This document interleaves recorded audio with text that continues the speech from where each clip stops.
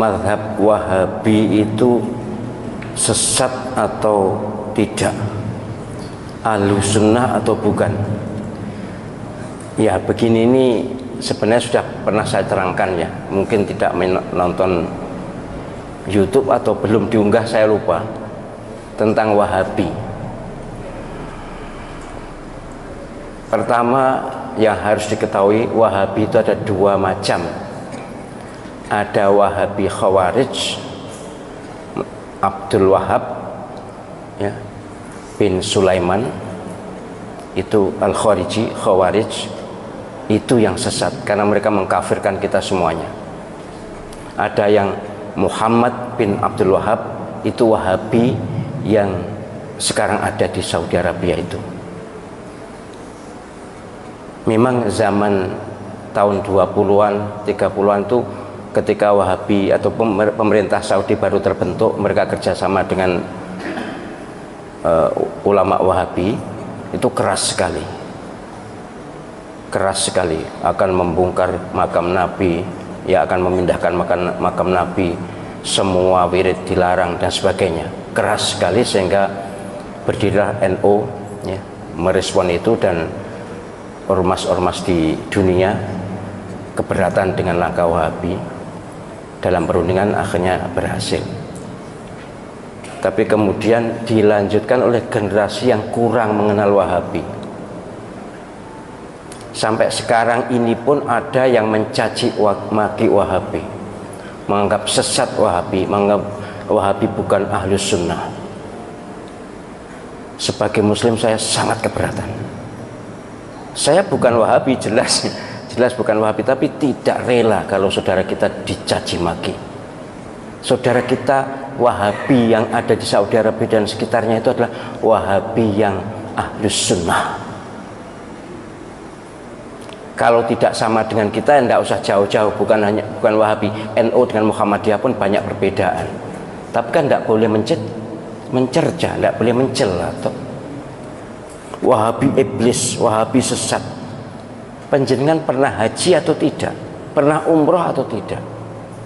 Mustahil Allah Subhanahu wa ta'ala rela Masjidil Haram dan Masjid Nabawi diimami oleh iblis. Imam Masjidil Haram, Imam Masjid Nabawi, salah satu guru Al-Quran saya adalah dari Masjid Nabawi. Itu adalah orang-orang soleh, orang-orang baik. Wahabi mereka, pasti Wahabi mazhab akidahnya, tapi mazhab fikihnya Hambali. Jadi kalau mengatakan sesat, bahkan ada yang Wahabi itu ciptaan Yahudi. Benci ya benci, tapi jangan ekspresif dan jangan keterlaluan. Panjenengan nanti akan malu di depan Allah SWT. Mustahil, sekali lagi, Masjidil Haram diimami oleh orang yang sesat, mustahil. Mustahil Allah SWT ridho Masjid Nabawi, imam masjidnya adalah orang-orang sesat. Saya tuh bahkan, karena saya akrab juga dengan Syekh Abdul Rahman As-Sudais, Syekh Surem, akrab saya dengan mereka. Mereka tuh bahkan dalam persepsi saya orang yang paling awal masuk surga di antara orang yang hidup sekarang ini.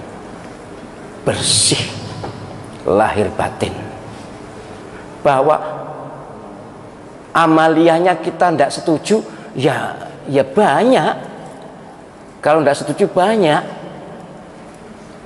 Mereka tidak wirid bersama-sama sudah sholat itu juga, ya mereka pahamnya seperti itu. Sholat subuh tidak kunut, ya seperti itu.